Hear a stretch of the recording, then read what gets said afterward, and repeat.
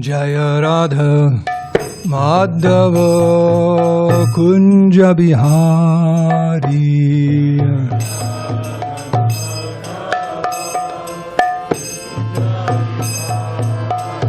Jaya Radha Madhava Kunja Bihari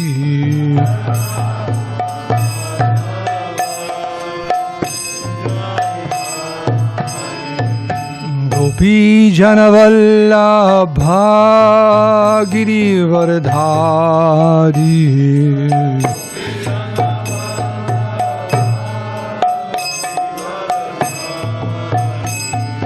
Gopi Janavallabha Girivardhari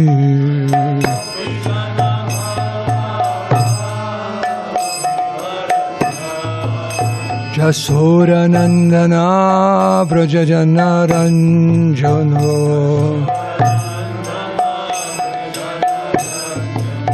Jasura Nandana Brajajana Ranjano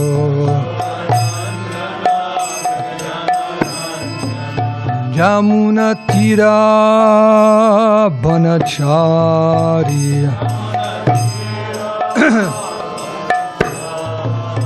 Yamuna Tira Vanachari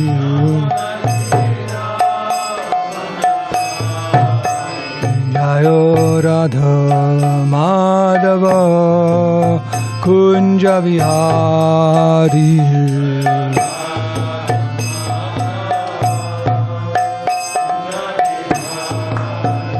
Jaya Radha Madhava Kunja Bihari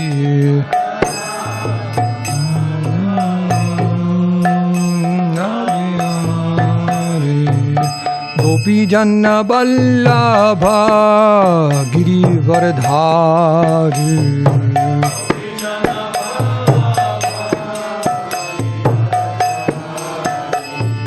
Gopi Janna Vallabha Girivardhari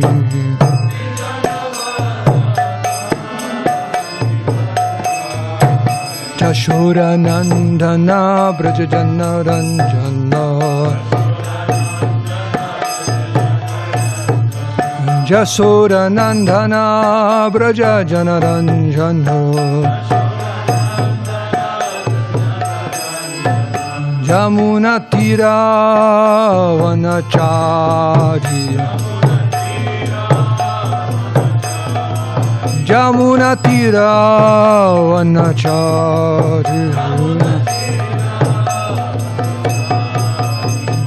Hare Krishna Hare Krishna Krishna Krishna Hare Hare Hare Rama Hare Rama Rama Rama Hare Hare Hey!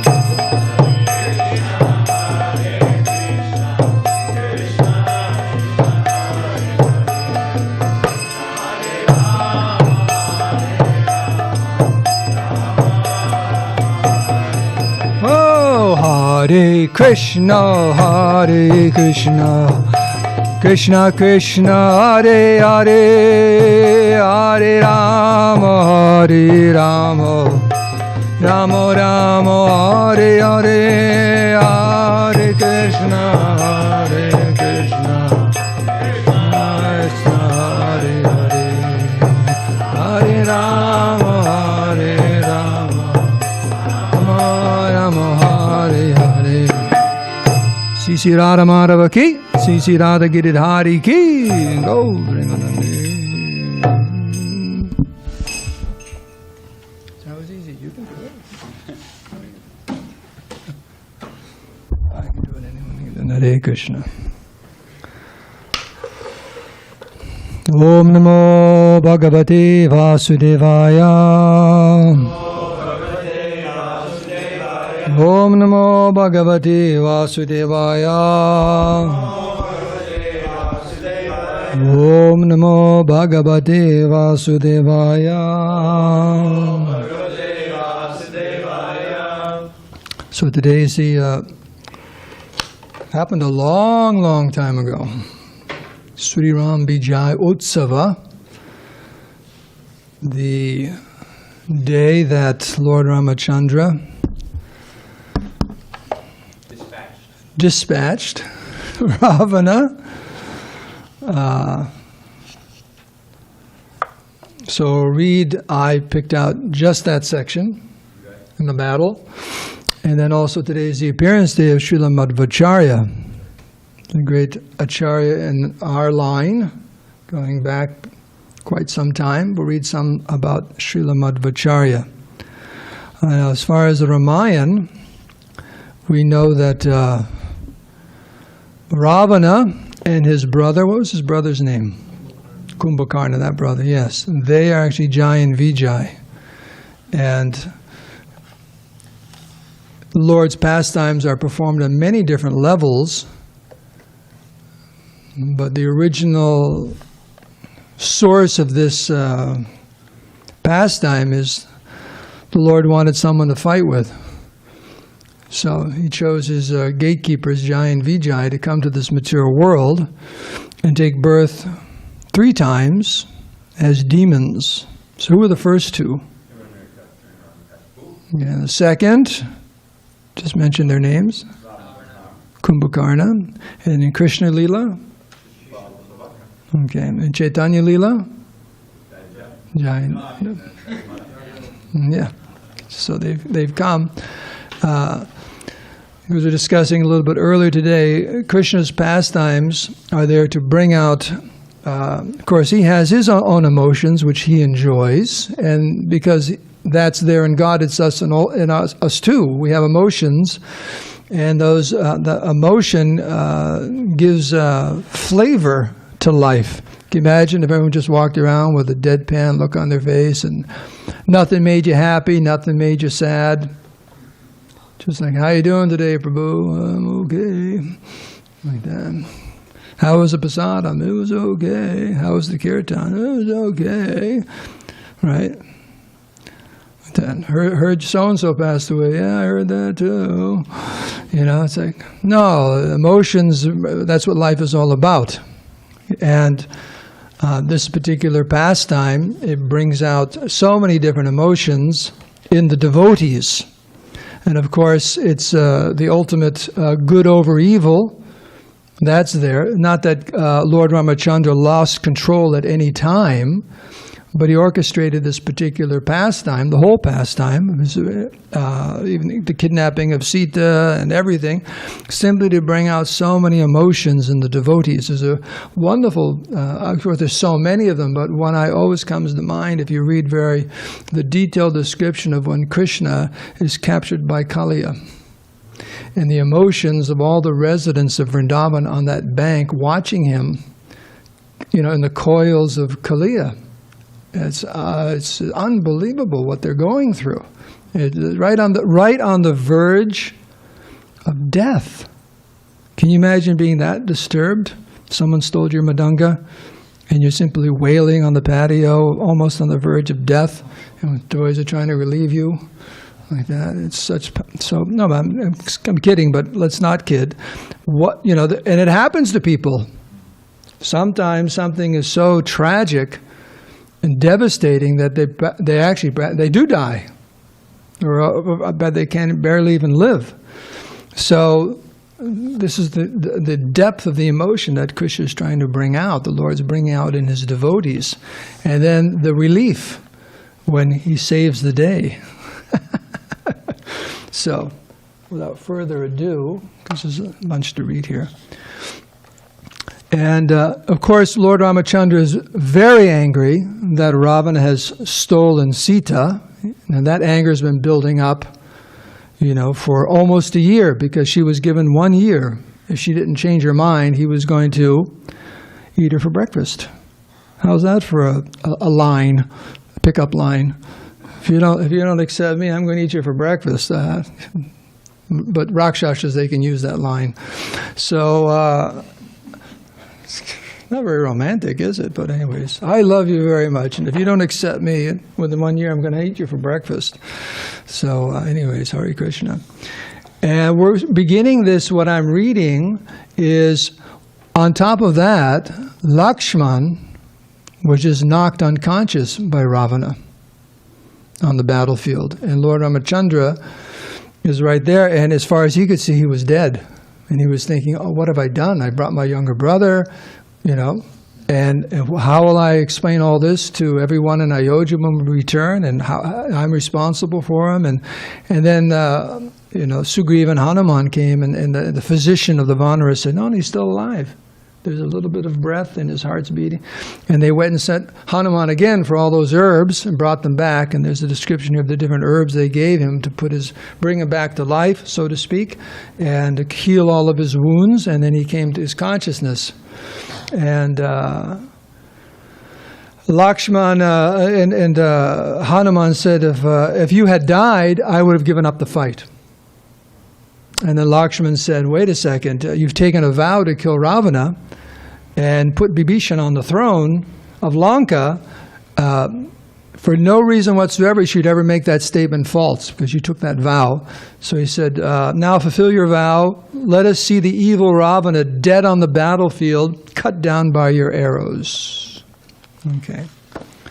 So I'll try to be as dramatic as I can. I know I can't compete with Dravida Prabhu, but Krishna Dharma is a wonderful writer. So this is just then. So he stands up. So Ram seized his great golden bow. A terrible anger took hold of him. Could you imagine, if anyone can get angry, it's God. He's the source of all anger. So one can imagine how angry that is. Lakshman had spoken well. The time for the arrogant demon's destruction had arrived. As Ram looked around, he saw Ravana seated aboard his immense golden chariot. Having rested, the demon was again rushing at Ram, because he was taken from the battlefield by his charioteer. And then, because he was almost killed, and then he brought him back.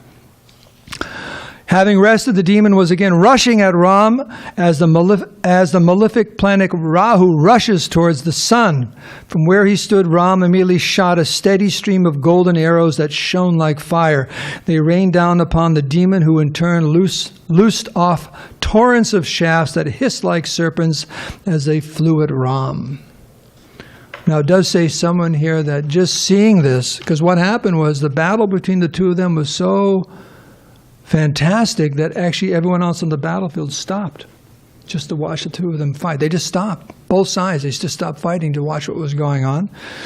And it made the hair on your head stand on end. So I have to look and see. Get shaved heads, but maybe your sika will go up or something like that. Okay. From the sky, the gods observed the combat. Seeing Ram standing upon the ground, Indra desired to assist him. He summoned Matali, his charioteer, and asked him to fetch his chariot. In a moment, Indra's shining chariot appeared, drawn by its 1,000 steeds. Can you imagine driving a chariot with 1,000 horses? What a scene. 1,000 horses. Indra ordered Matali to take it to Ram, and the charioteer at once descended onto the battlefield next to the prince. With folded hands, he respectfully addressed Ram. Here is my lord Indra's chariot, O Raghava. Here also is his mighty bow and other infallible weapons, as well as his invincible golden armor. Please use all of these to attain victory over Ravana, the enemy of the gods. I shall act as your charioteer. So Ram gazed with amazement at the wonderful vehicle. It was bedecked with glowing gems and wreaths of celestial flowers. A tall pole of cat's eye, that's a type of stone, stood on its center bearing a brilliant golden standard. The chariot was suspended a bow length above the ground, so it didn't even touch the ground. And a crystal staircase came down to Ram's feet. Detroit can't compare with this, right? Or Toyota or anyone like that. They can't compare. The prince quickly donned Indra's armor and took up his bow and celestial arrows. As he stood upon that divine chariot, he looked like the brilliant sun illumining all the quarters. At Matali's command, the heavenly steeds surged forward, and the chariot moved off with a rumbling sound that filled the earth and sky. And of course, this made Ravana even angrier, that Indra helped him. because he was supposed to be, Ravana was controlling many of the devatas. Ravana, realizing that Ram had been assisted by his mortal enemy Indra, became even more enraged. He fired a celestial missile which unleashed hundreds of thousands of deadly-looking serpents. Their wide-open mouths vomiting fire. Can you imagine that coming at you? Thousands, and they're vomiting fire as they're coming towards you at record speed. Writhing and hissing, they came from all sides and sped toward Ram.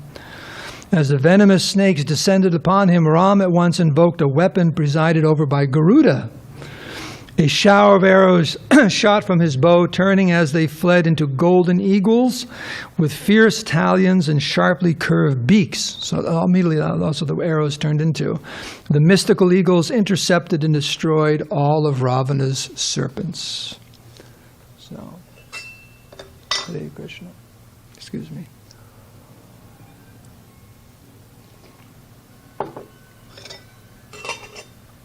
The demon roared furiously. He struck Matali and all of his steeds with a forceful torrent of shafts with red-hot steel heads. The Rakshasa then sent a huge crescent-headed arrow which tore down the chariot's golden standard. He followed this with countless other straight-flying arrows that struck Ram on every part of his body. In seconds, Indra's great chariot was completely covered by Ravana's arrows so that no part of it was visible.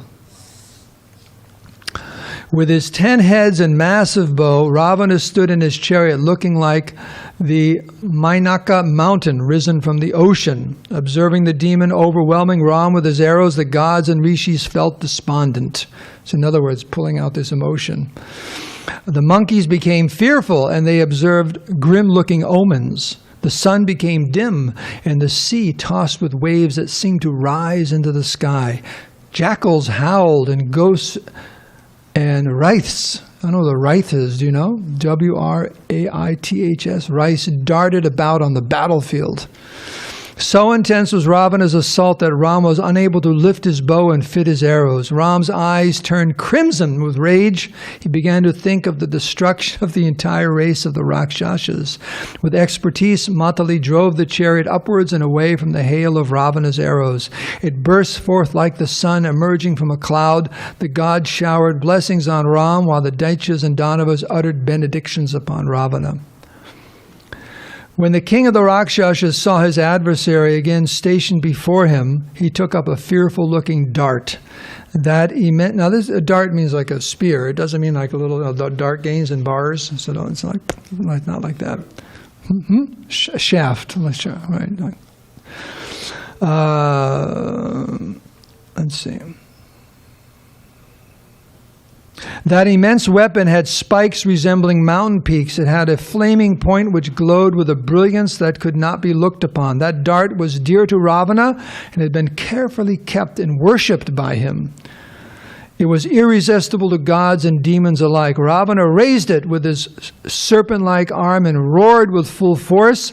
The earth shook and the mountains trembled, sending their lions and elephants fleeing in fear. Looking at Ram, the Rakshasas thundered, "This dart, powerful like a thunderbolt, will now take your life. Hurled by me, it will strike both of you and your brother, leveling you with all the Rakshasas you have slain. Guard yourself if you can." The demon at once threw the dart. It flashed through the air, covered by a circle of lightning and emitting a deafening scream. Ram immediately sent 100 arrows at the dart, but they were deflected and fell useless to the ground. Without losing a moment, Ram took up Indra's celebrated javelin. He forcibly hurled it, and it flew like a blazing meteor straight at the dart. Struck by the divine lance, Ravana's weapon was split apart and dropped to the earth. The javelin, giving off a celestial sound from the bells tied to it, returned to Indra's chariot. How would you like that? It just comes back for the next time. Ram immediately followed that feat by sending a fierce volley of arrows at the demon. They struck Ravana and all his limbs and pierced his 10 heads. The demon blazed with anger and replied with an equal number of his own arrows. Ram intercepted Ravana's arrows while simultaneously continuing to strike him. The Rakshasa then released even a greater number of shafts which penetrated Ram's defense and pierced through his armor. With blood shining on his breast, Ram looked like a great Kimsuka tree in full blossom. So actually it was pretty. Neither opponent could easily see the other, so great was the number of arrows filling the air. Ram pulled clear of Ravana's attacks and laughed heartily. He spoke loudly to the demon. So this is the big statement in the battlefield. You are proud of your strength, O Rakshasa, but it will not save you now. Indeed, since you stole away my consort while I was not present, you cannot be considered heroic. You are a shameless coward given over to vanity alone, vaunting yourself as a hero. Had you tried taking Sita from my presence, you would not be alive today. By good fortune, I see you now on the battlefield, prepared to receive the results of your despicable and evil acts. O vile one, carnivorous birds and beasts will soon feast upon your flesh and blood. That's what Kshatriyas love to like.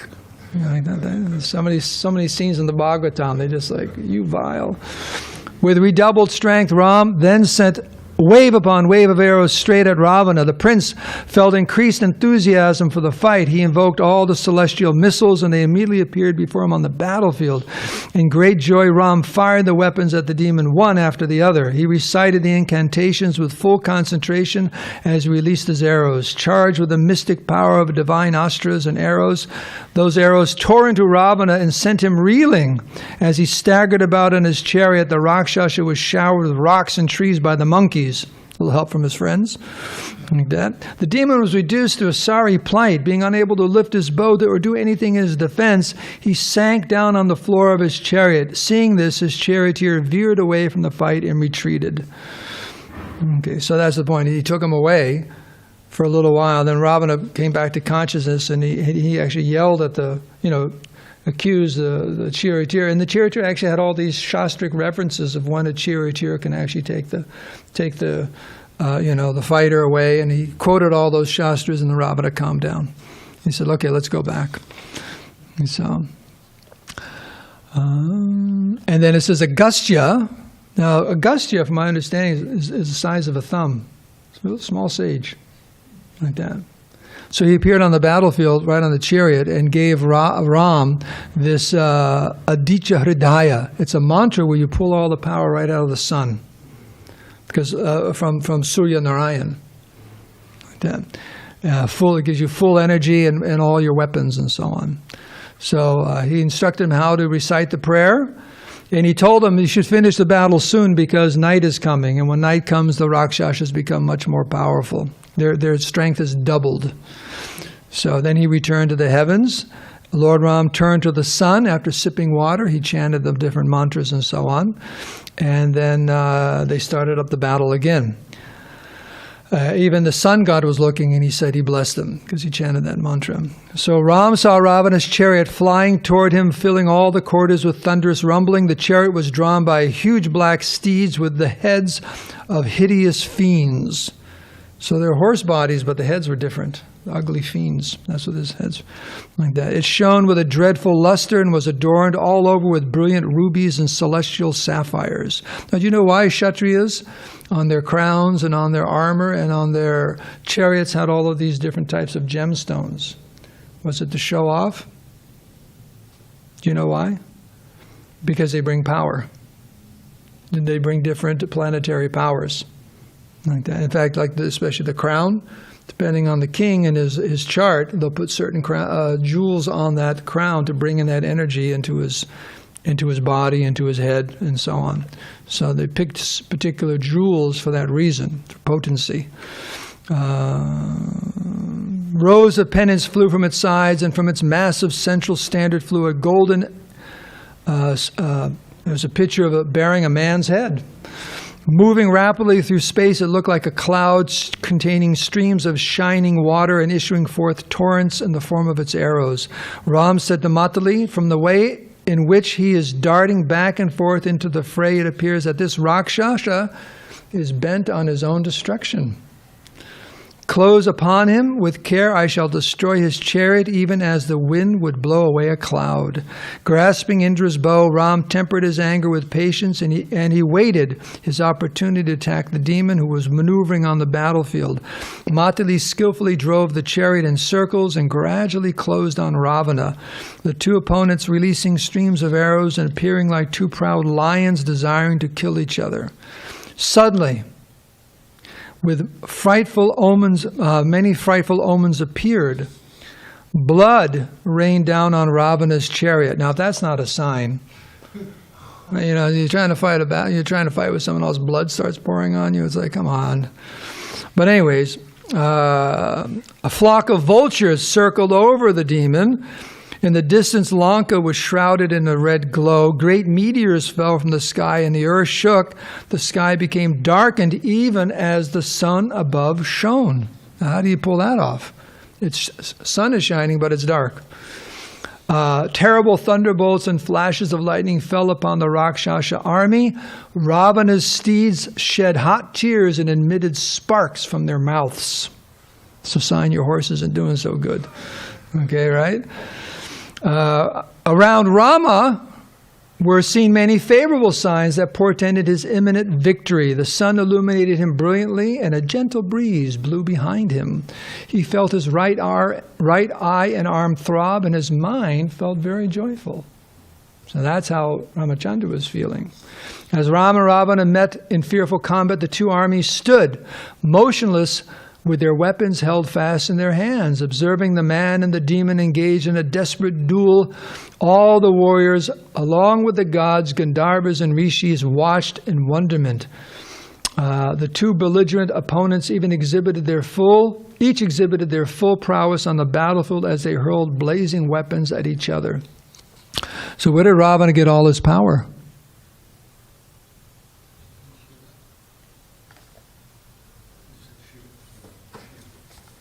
Where'd Shiva get all his power? Yeah. So knows Ramachandra, he empowered Ravana. He doesn't want to fight with some person like coming there, one punch, sucker punch, he's out. So what kind of pastime is that? It's like the Ramayana would be about this big, right? So he empowers this Jai or Vijay, I don't know who is who, with such potency that it's unbelievable battle. It's just unbelievable. It's just mind-boggling. Who can conceive of such a fight? So, Ram fitted a huge, highly sharpened shaft to his bow, which was as irresistible as a thunderbolt and shining with splendor. Drawing back his bow in a full circle, he released the arrow at Ravana's standard. It severed the tall pole, and the demon's ensign? Okay, the flag fluttered to the ground. Ravana burned with indignation. He sent a hail of flaming steel arrows at Ram's steeds. Struck by the arrows, the celestial horses neither flinched nor shook, but continued to draw the great chariot, describing various circles and movements and baffling Ravana's arrows. The demon fired a tremendous shower of maces, iron clubs, discus, and mallets, as well as mountain peaks, trees, massive pikes, and double-headed axes. At the same time, he released tremendous volleys of arrows, which fell towards Ram's chariot like streaks of gold and lightning. By Matali's expert handling, Indra's chariot constantly foiled Ravana's weapons. The Rakshasa became more and more infuriated, and he directed his mystic missiles upon the army of monkeys. Sore loser. So he turns around and starts picking on the monkeys, starting to kill them off, just because. So, seeing this, Ram fitted celestial weapons to his bow and sent innumerable arrows into the sky. These arrows fell upon Ravana's weapons and smashed them to pieces. No arrow shot by Ram failed to find its mark. The sky was completely filled with his golden plumed shafts.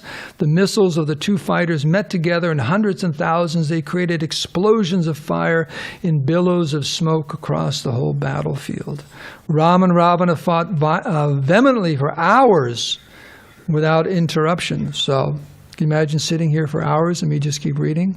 So they've shortened it a little bit, just to let you know. It goes on like this for hours, like that. Each exchanging blow for blow, neither felt wearied nor inclined to give an inch to the other. Those observing the fight felt their hairs standing on end. No one could take their eyes off the furious fighters as they battled on, relentlessly seeking victory.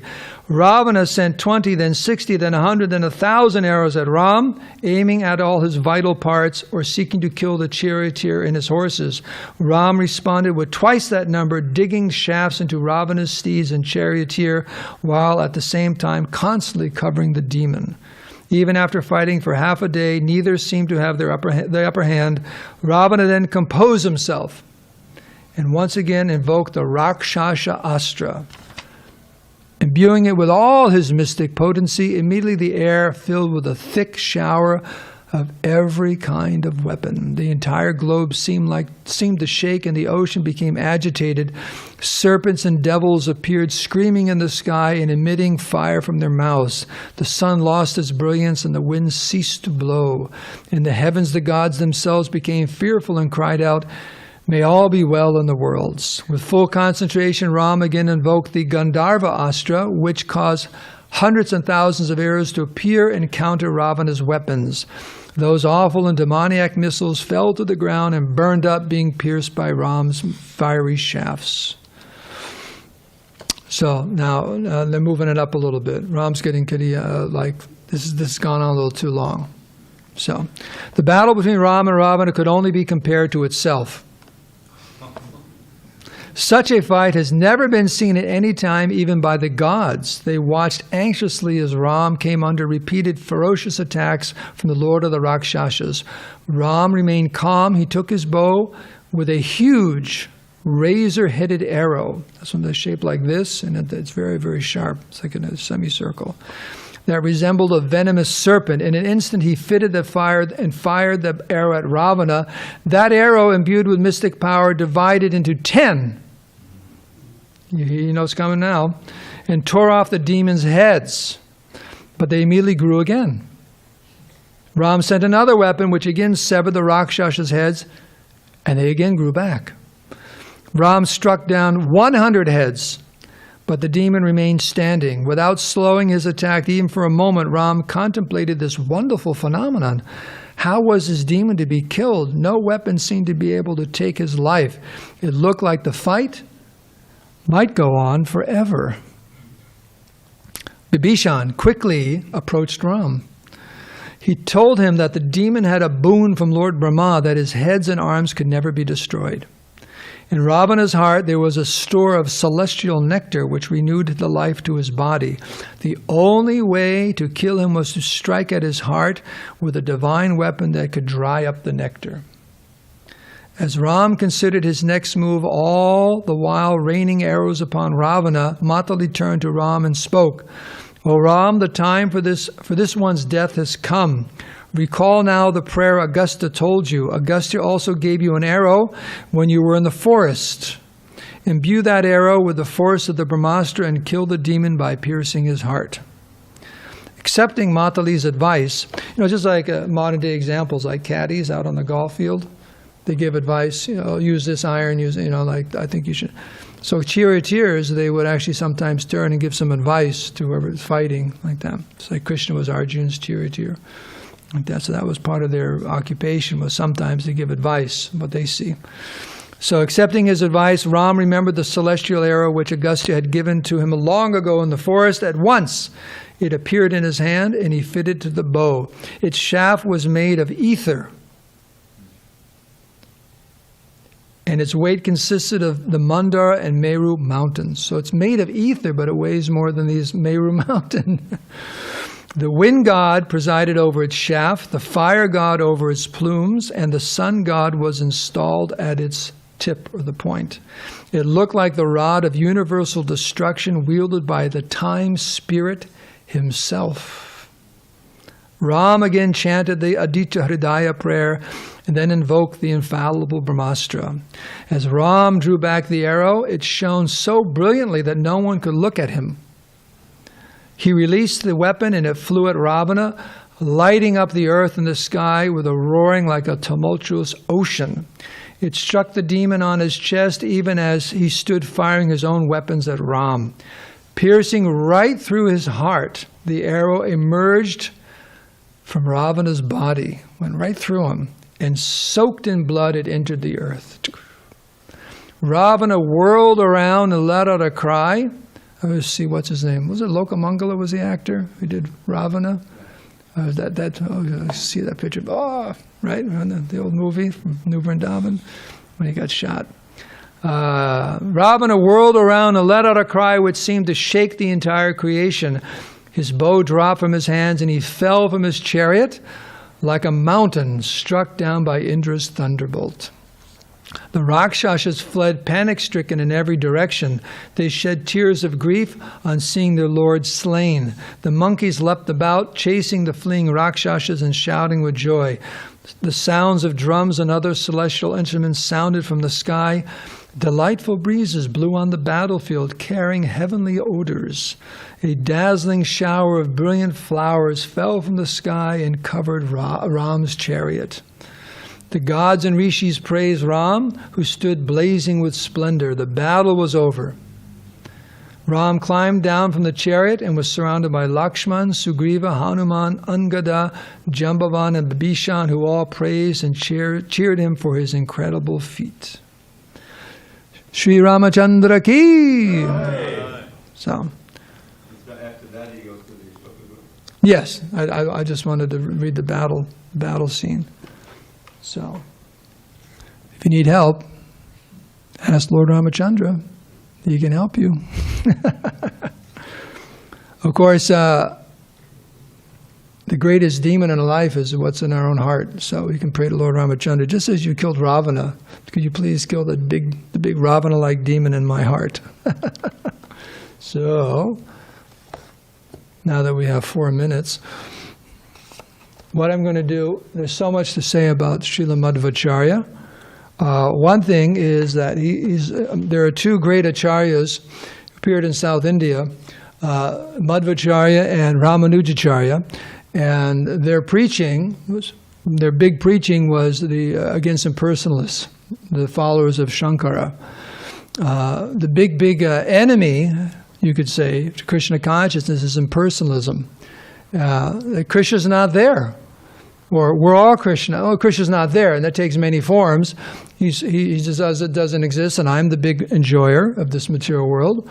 Or on the spiritual plane, that we're all Krishna. We're all not Krishna, but Brahman, spiritual energy.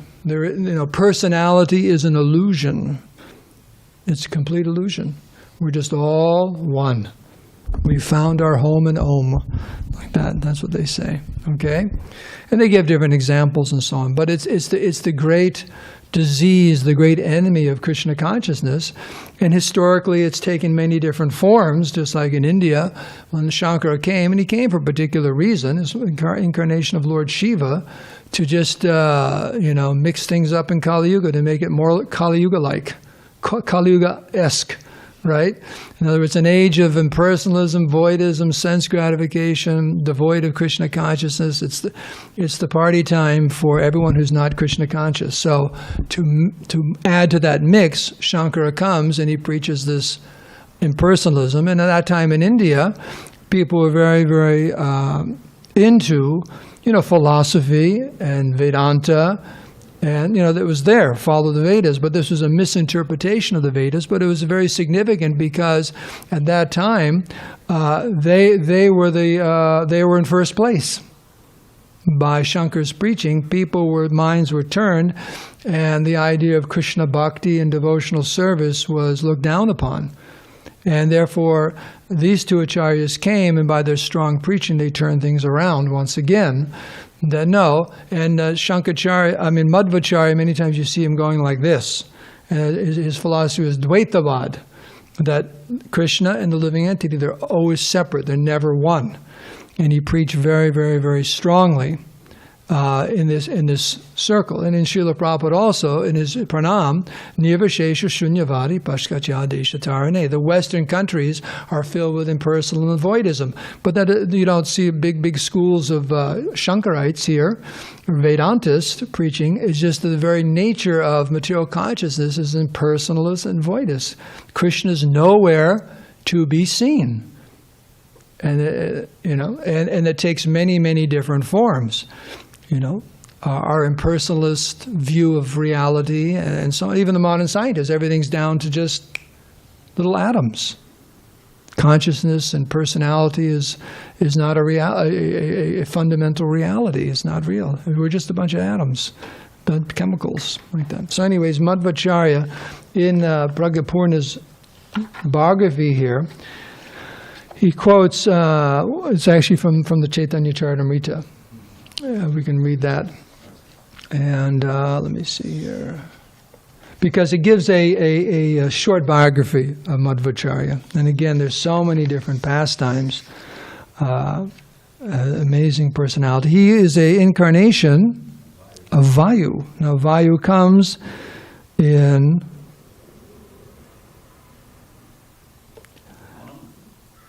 Yes, Treta Yuga, Dwapara Yuga, and Kali Yuga. So, Bhima.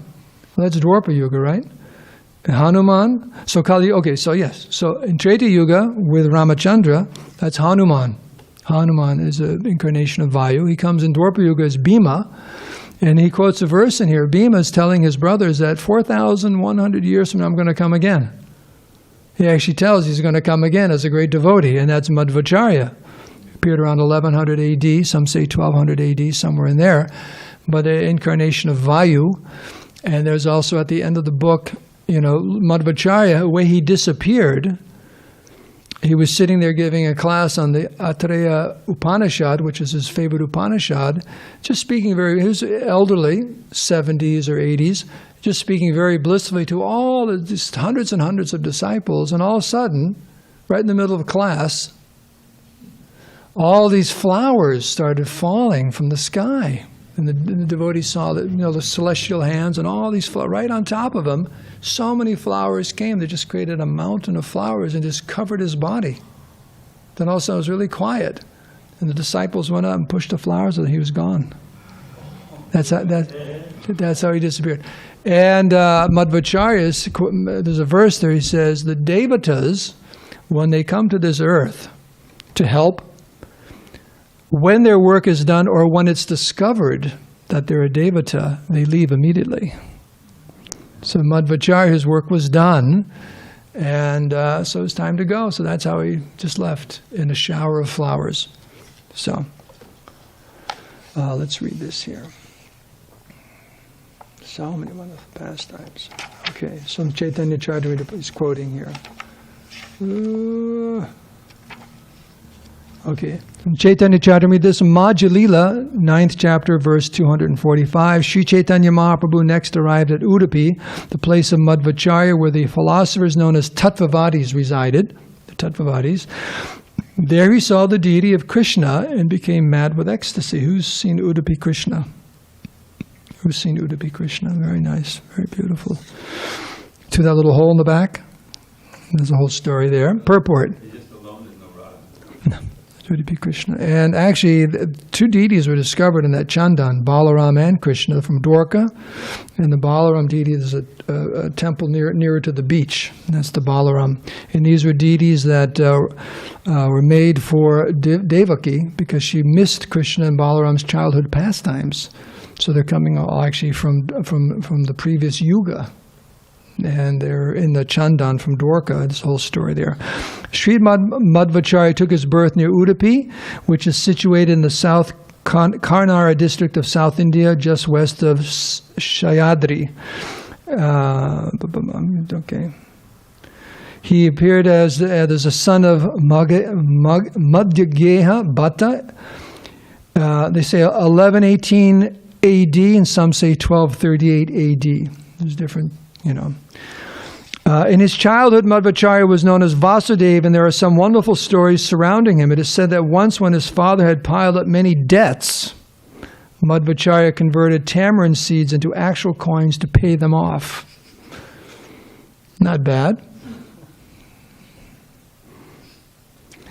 When he was 5 years old, he was offered the sacred thread. You know what age he took sannyasa? It may come up in here. What age he took sannyasa? 12. Sannyasa. Imagine we have a 12-year-old sannyasi in here. Put us all straight. Okay. A demon named Maniman lived near his abode in the form of a snake. And you go there, they have that shrine there, and it's a relief of this pastime of the snake and him killing him with the toe. I remember seeing that. He killed the snake with his toe of his left foot, a big serpent.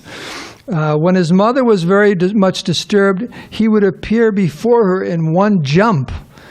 He was, because they bring him to that temple on the top of the hill. He used to play there. Whenever his mother would call for him, he would jump, because he's Vayu, just like, and be right there. Yes, Mom? You wanted something? He was a great scholar even in childhood, and although his father did not agree, he accepted sannyas at the age of 12. Upon receiving sannyas from Achyuta Preksha, he received the name Puna Pragyatirtha.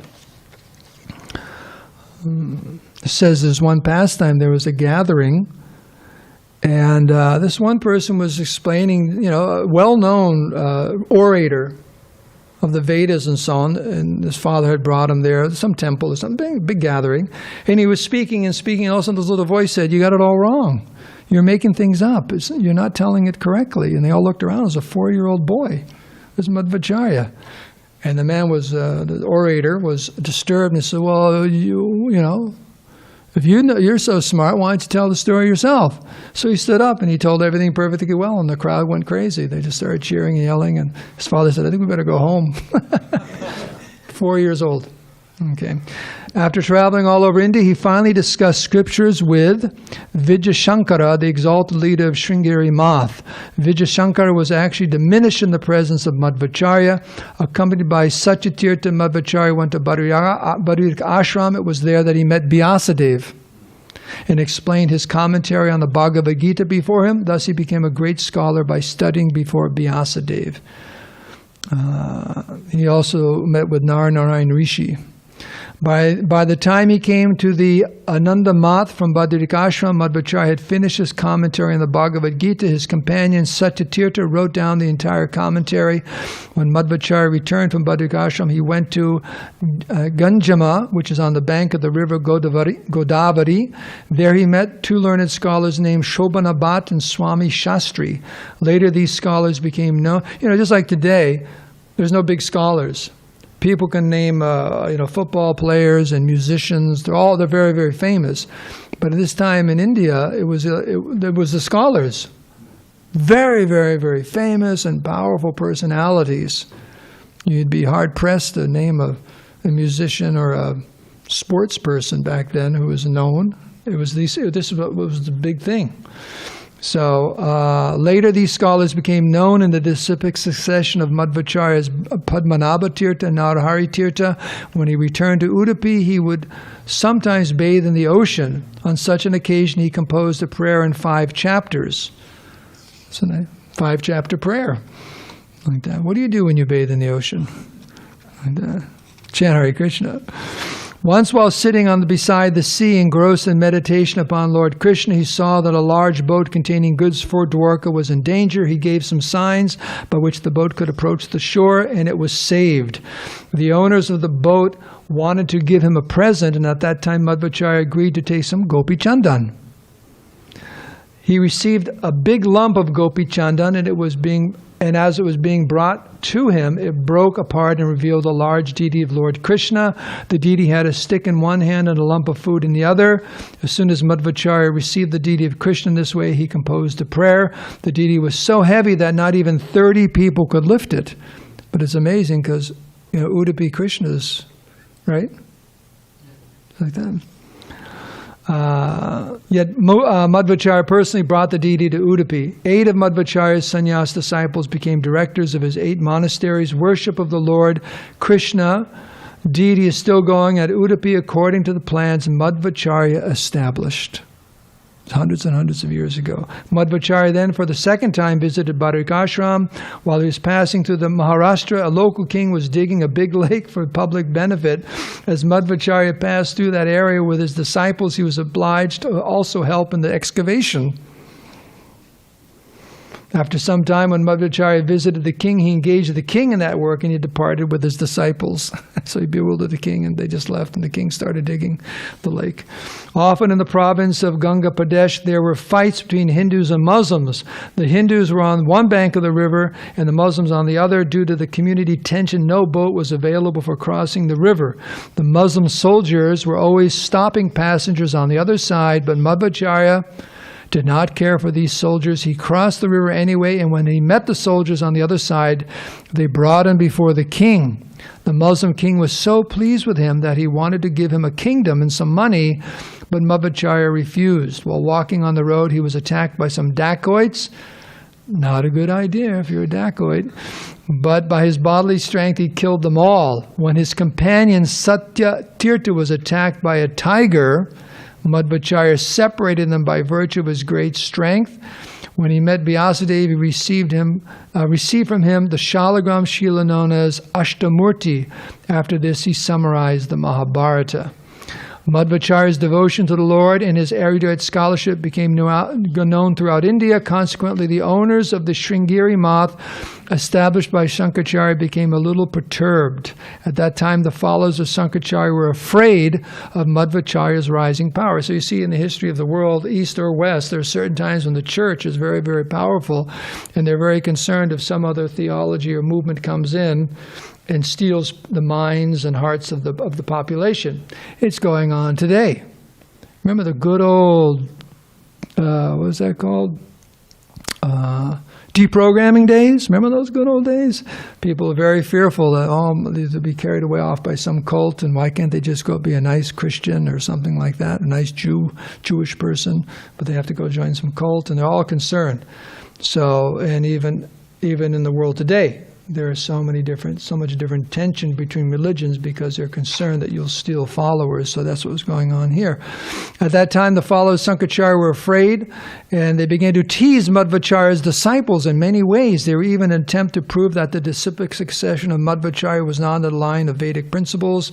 A person named Pundarik Puri, a follower of the Mayavada philosophy of Sankaracharya, came before Madhvacharya to discuss the Shastras. So what happened is they lost the debate. The Mayavadis lost the debate. So, not good enough. So you know what they did? As they left, they broke into his library and stole all of Madhvacharya's books. Middle of the night. So he comes to the library the next day, and the librarian says, I got some bad news for you. All the books are gone. And Madhvacharya was really upset with the librarian. Very upset. He said, but what, I'm sorry, I was asleep, and I didn't. So what happened was Madhvacharya got really angry, and he and his disciples went down the road after them. And they caught up with them, and they still denied they had the books. So they went on. And then the local king heard about what was going on, and he sent a message because he knew that Madhvacharya was a great saintly personality. He said, can I help you get the books back? He said, yes, go ahead. So what did the king do?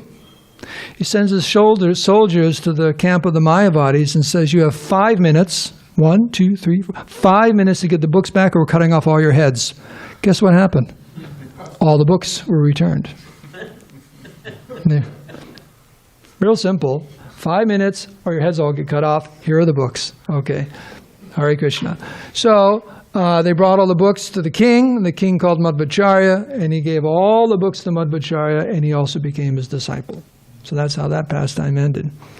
It says it was reputed, because he was Vayu, there was no limit to the bodily strength of Pragyapurna Madhvacharya. There was a person named Kandajati who was famed for possessing the strength of 30 men. Madhvacharya placed his big toe of his foot upon the ground and asked the man if he could lift it. Just his toe.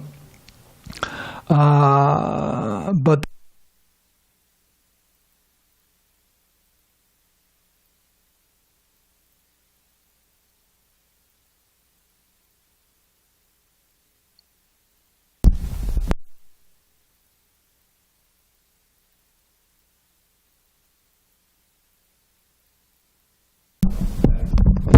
Hare Krishna. We're almost done here because I know it's late. I'm sorry, but The strong man could not even lift it with great effort. Srila Madhvacharya passed from this world at the age of 80 while writing a commentary on the Aitareya Upanishad. Okay.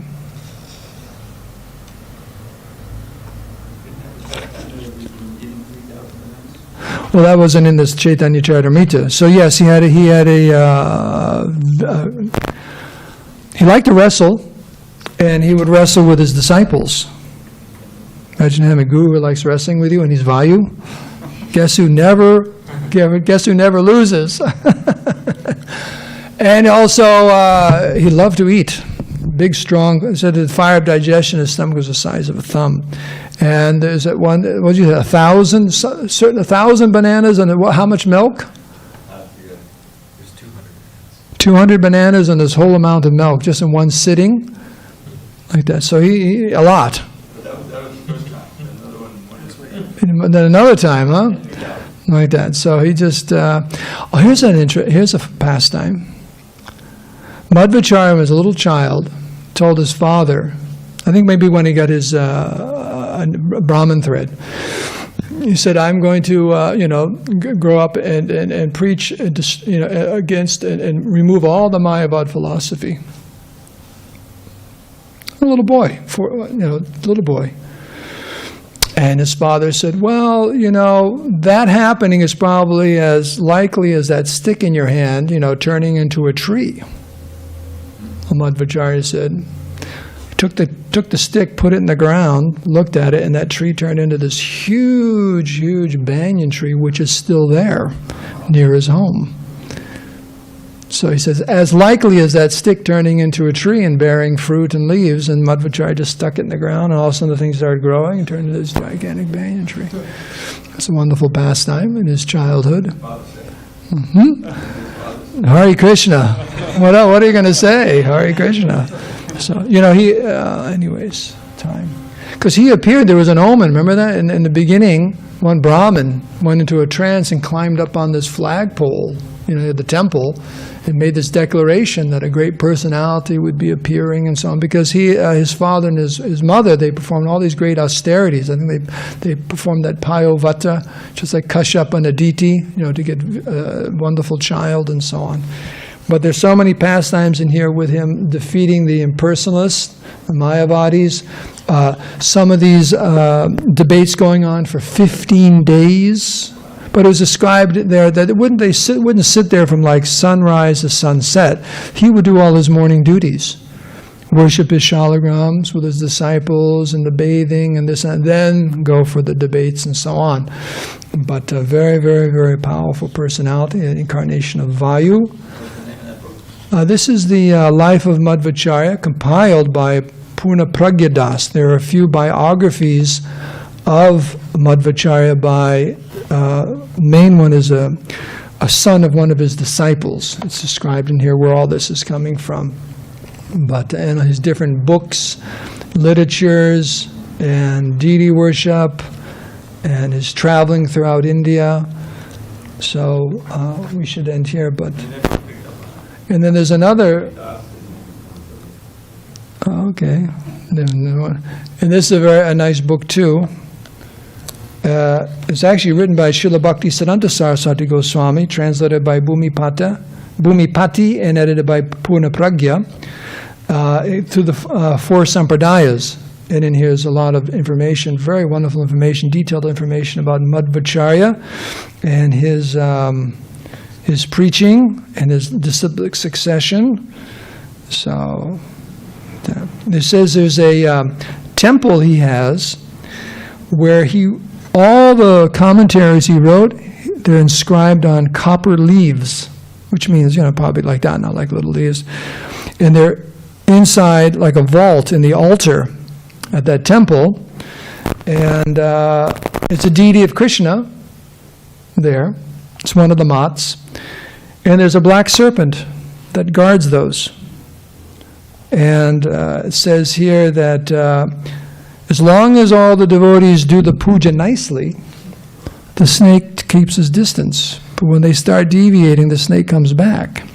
So it's like a warning to the pujaris. You better keep doing what you're supposed to do. But also it's guarding those literatures that no one will ever touch them.